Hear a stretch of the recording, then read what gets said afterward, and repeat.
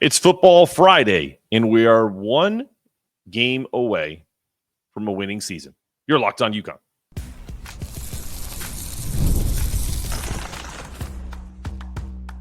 You are Locked On UConn, your daily podcast on the UConn Huskies, part of the Locked On Podcast Network, your team every day. Thanks for making Locked On UConn your first listen every day. We are free and available wherever you get your podcasts and on YouTube, part of the Locked On Podcast Network, your team every day. Before we dive into today's show, I want to take a moment to share some quick news. October was a huge month for us on Locked On UConn, thanks to amazing guests like Emily Adams, insightful co-hosts like Dan Meehan, and who we'll talk to today on Football Friday. And usually we have Bobby Wilson, but he's out today. Special shout out to our everydayers for being a part of this fast-growing community. As we grow, we're proud to give back even more. We donate 10% of our revenue to Bleeding Blue for Good and another 10% to Husky Ticket Project. So every follow, download, and subscription helps support UConn athletes and sends kids to experience the thrill of UConn games, both in basketball and football. So foot stays on gas in November. With that said, if you're enjoying the content, please take a second to subscribe and follow wherever you listen to your audio podcast. Together, we're building something special and helping make a real difference for Husky fans everywhere. Thanks for making Locked On UConn your first listen every day. Today's episode is brought to you by FanDuel. You can start the season with a big return on FanDuel. New customers can place a $5 bet and you get started with $150 in bonus bets if you win your first $5 bet. Visit FanDuel.com to get started. Okay, let's bring in Pete Callan of the TNT College Football Podcast. What's up, Pete? I know we're missing Bobby today, so we wish him well, and hopefully everything's well with him. I told you pre-show I didn't want to spend a ton of time on Georgia State, but I do want to talk about getting that sixth win, becoming bowl eligible, and also now kind of the next step is obviously clinching a winning season. But just go over that game really quickly. I'm curious your thoughts. I know it was last Friday. I'm a little old, so I've almost already forgot about what happened. So what were your thoughts about UConn's win against Georgia State? Well, I think some of the issues that we addressed in previous weeks were addressed, particularly in the offensive line. Mm-hmm. I thought a lot of the problems they had with technical and mechanical issues along the line were corrected, particularly in the middle three with the two guards in the center. And as a result, some fans may think those are little things, but those become a big deal, particularly along that front. And when they're corrected, you see the end result of what we do, particularly in the run game. Mel Brown had a monster game. All the other backs followed, and we were able to dictate to, get the game offensively the way we wanted to, in accordance with the identity that we established, throughout the season, and end up winning the game. In terms of quarterback play, it wasn't pretty, but it was enough. Evers made a play when he had to, and when your run game is clicking as dominantly as it did in that game, that will be the end result as well with offense. Defensively, I think we played well up until the last half of the fourth quarter. But in the end, we made plays when we had to on that side of the ball. And overall, it was a team win. And what I pointed out in our show with TNT earlier in the week, we're finding different ways to win. Not all of them are pretty, but this team is maturing in a way it has to in order to, become successful in finding different ways to win ball games. So I would have taken this all day last year. And so, sure. It's part of the growth. It's fun to see, and look forward to more of it in the upcoming games this season. Yeah, and to piggyback off of what you just said, you were in my head when I was watching the game on Friday as I was juggling kids, so I couldn't do the live show. But one of the things that I remember you saying was, these guys have to talk about the running backs have to, when they see a hole, hit it and be more going upfield versus kind of trying to stretch out the stretch play and kind of get on the outside. And when you saw that time and time again, even on that Mel Brown touchdown where he kind of like It's the stretch play started. As soon as he saw that hole opened up, he was like foot in ground and he went straight ahead. So I thought that was good. They got a little more north and south. Do you think that was addressed, to your point, not only just the offensive line fix, but just kind of the running backs? Like, look, guys, we're not going to be able to get outside all the time. Sometimes you got to cut it upfield and get after it. Oh, absolutely. And that again points to the play caller. People may not know this. There are different types of zone runs. There's outside zone, which looks like more of a traditional sweep play. There's inside zone where you run between the guards. And then there's the stretch play, which you run off tackle, which gives you the option to bounce outside or cut inside. The very first play that Mel broke was a stretch play. And so he saw that lane cut up right up the middle. And, again, it's a testament to the awareness of the offensive staff and Coach Samus to see what was going on, particularly in the week before with App State, because that's how App State killed Georgia State, was with the stretch play. So, again, good overall adjustment and analysis by the team as a whole. And, it shows that we got a very competent group moving forward. Absolutely. Well, when we return, we're going to talk about the next game against UAB, obviously, going down to Birmingham, what it's like because we haven't been on the road in a long time. So we're going to ask Pete, what are the differences there in kind of some of these key matchups we've got an NFL flavor this week. You got Trent Dilfer as the head coach. You got Jalen Kitna as the quarterback. So we're going to talk about that coming up after the break. Hiring for your small business? Look no further than LinkedIn Jobs. Find quality professionals who are a perfect fit for your team fast and for free. With 86% of small businesses finding a qualified candidate within 24 hours, LinkedIn Jobs makes it easy to connect with your top professionals you won't find in any other job site. It's not just a job board. LinkedIn helps you reach candidates who may not be actively searching, but are open for the right opportunity. Post your job for free and discover just how easy LinkedIn makes hiring. Head to linkedin.com/lockedoncollege to get started. What's up, Husky fans? If you're looking for vintage gear to rep your UConn fandom with style, check out the latest from Home Field Apparel. They just dropped their classic campus pullover collection. I'm sure you've seen me wear it on the pod, featuring vintage-inspired designs that capture the heart of UConn tradition. I'm actually wearing one of their tees right now. You can see it here if you're watching on the podcast. It's easily my favorite brand. I love wearing them because of the comfort, the vintage, but it's soft. It's a perfect t-shirt.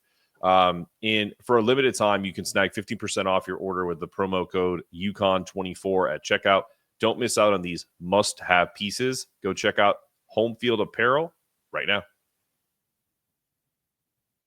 All right, you're back on Locked On UConn with your host, Mark Zanetto and Pete Callen of the TNT College Football Podcast. Also a former UConn DB alumni.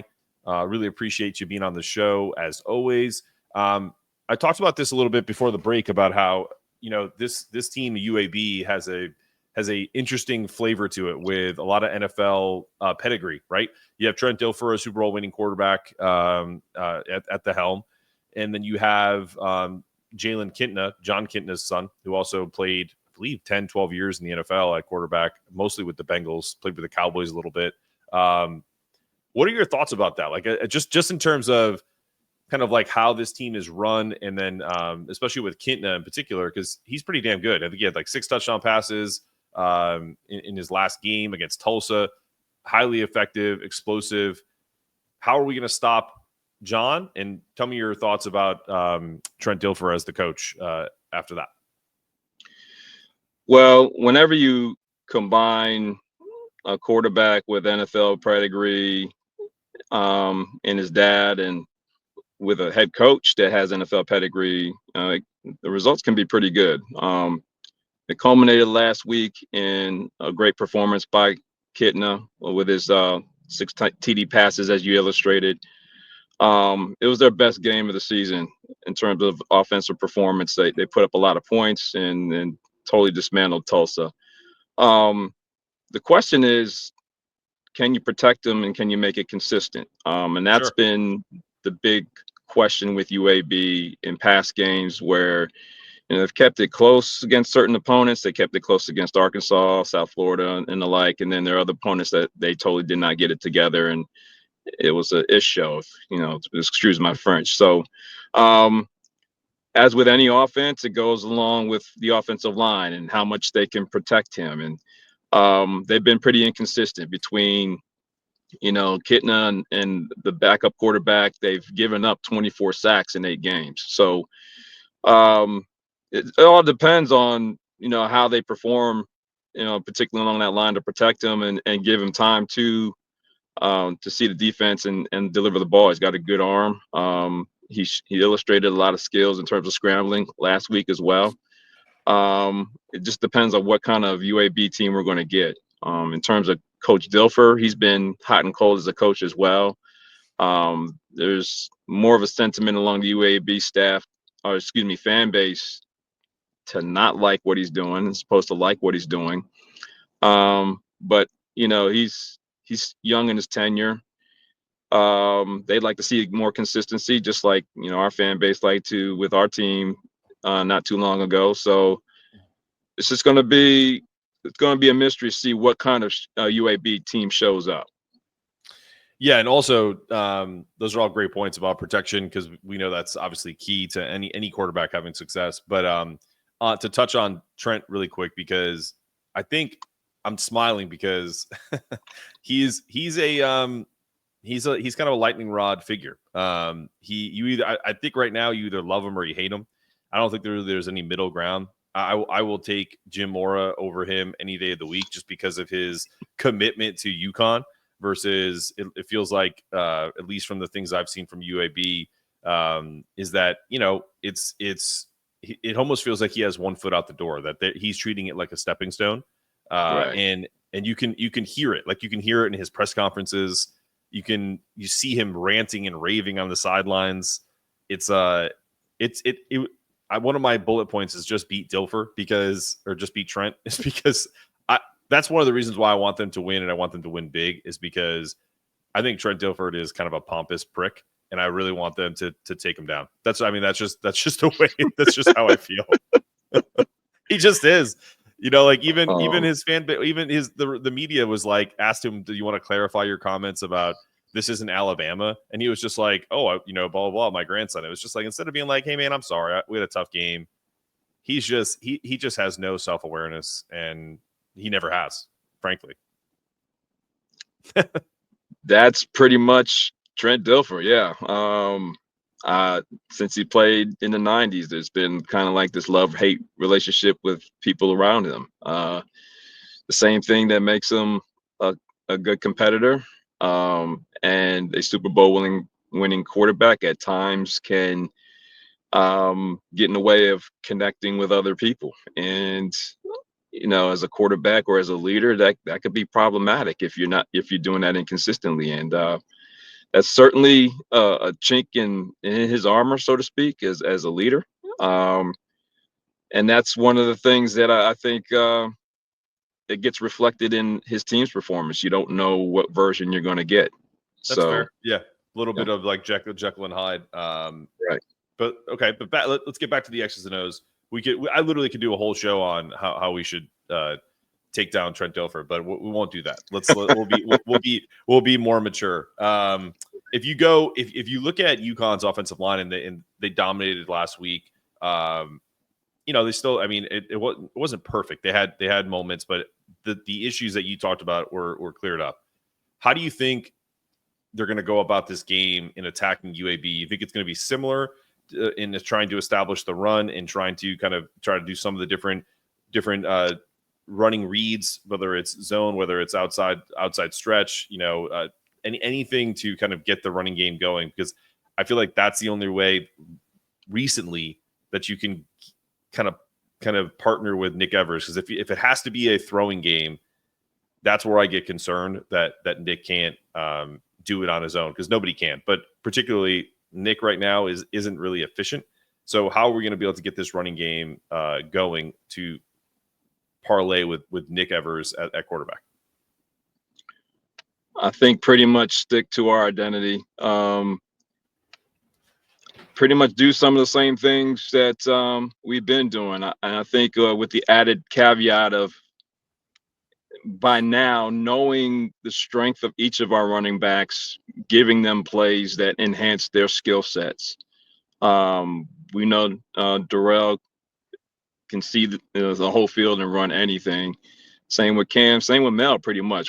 That's the nice thing we have about our top three backs. They can run any play and get yards on any play. So it's nice to have. I think, in terms of attacking them defensively, UAB can be a pretty aggressive defense. They have a lot of good, fast athletes, but they've also been undisciplined and, just taking advantage of their deficiencies as well in the run game, having some cutback runs, split zone kind of runs that we can run where, if anybody doesn't know what a split zone is basically when a tight end, usually aligned in close to the line of scrimmage, goes the opposite way that the offensive line flows, and it creates great cutback lanes against certain fronts.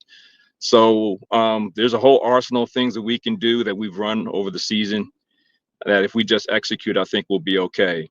In terms of Nick, I think, the one thing that Nick has shown is that when he's had to pass, he's done pretty decently. He had a career high against Wake Forest when they took the run game out. And so, just like everybody else, obviously he has a little bit more things technically and mentally to shore up, but it's certainly within his capability. I pointed out in the past couple shows, I think it's all within his control. I think he's got to, establish himself in the pocket better, just be a little bit more relaxed and trust his line, trust himself in protecting himself, and just play like he played with the reckless abandon he kind of did in the beginning of the season. And this offense will take off. He's the last piece. I think he's aware of that. I think once he goes, we're really going to go to heights that we haven't seen before. But it's time for him to do so. He's not a freshman. He's not a first-year player anymore. The reps are there. Yeah, it's about the execution now. All right. Well, when we return, I want to talk about defensive side, how we stopped the Tulsa attack. Also, some of the red zone defense that UConn has displayed is among the top in the country. So I want to talk through that when we return, coming up after this.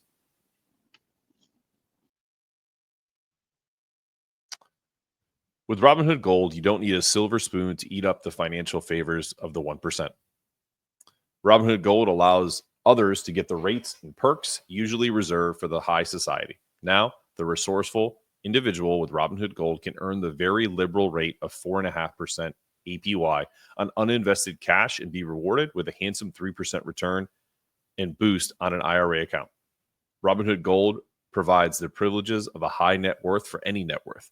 These generous benefits are now available for only $5 a month. The new gold standard is here with Robinhood Gold. Sign up at robinhood.com/gold.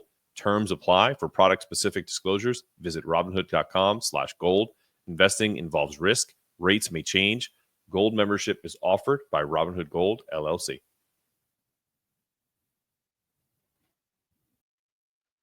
Get ready to tackle NFL action with FanDuel, America's #1 sportsbook, because right now new customers can bet $5 and get $150 in bonus bets if you win. The FanDuel Sports app gives you everything you need to place bets live on the NFL all in one place. So when you get a hunch in the middle of a game, you can check out the latest stats, view live play-by-play, and so much more on the same page where you place your bets. Visit FanDuel.com to join today. You get started with $150 in bonus bets if you win your first $5 bet. That's FanDuel.com. Never waste a hunch and make every moment more with FanDuel, an official sports betting partner of the NFL. All right, we're back on Locked On UConn with Pete Callan and now Mark Zanetto, your host here. All right, Pete, last segment of the program. Let's talk through one of the most impressive things that UConn's done this year is their red zone defense. What do you attribute that to? And also, what is it about some teams that even when they're giving up yards, they're giving up position, that they clamp down in the red zone? If you can speak on that, that'd be great. Red zone defense is about 20% execution and then 80% The rest of it is just heart and just your pride and beating the guy in front of you, particularly along the front. You don't have good zone defense unless your defensive line has the strength and ability to overpower the guy in front of them and or out leverage them. And B, your unit as a whole has an intimate understanding of their very important roles in each gap, each area that 30-foot stretch of field that you have to defend and keep the opponent from scoring. So a lot of it is mental, because usually when teams get close, they get so anxious about needing to protect every little inch, and a lot of players seem that they or feel that they have to protect every ounce and every square foot of that field, that they don't do their job. Gotcha. And in a close area of space like that, you have to pay attention to the little details to take care of the literally small things, small area of space that you're responsible for, in order to successfully defend it. And this team now has an intimate understanding of that. They've proven themselves big time, and not only having a last second stop, but securing the score on top of it to secure a game, and that can play hugely in a unit's confidence in executing that part of their game. So that has a lot to do with where they are right now and how they're executing so well. Is there kind of a I'm trying to think of the word I'm looking for, a philosophy, if you will, that kind of allows a team to have that type of mentality throughout the year? Because you see Matt Brock out there, he's very vocal, he's very excited, he jumps around, obviously he cares deeply about his players, you can tell that in their execution. Some guys are more, hey, we're gonna blitz, and if we get beat deep, I'd rather have it happen like that, versus kind of the slow drag of die by a million cuts.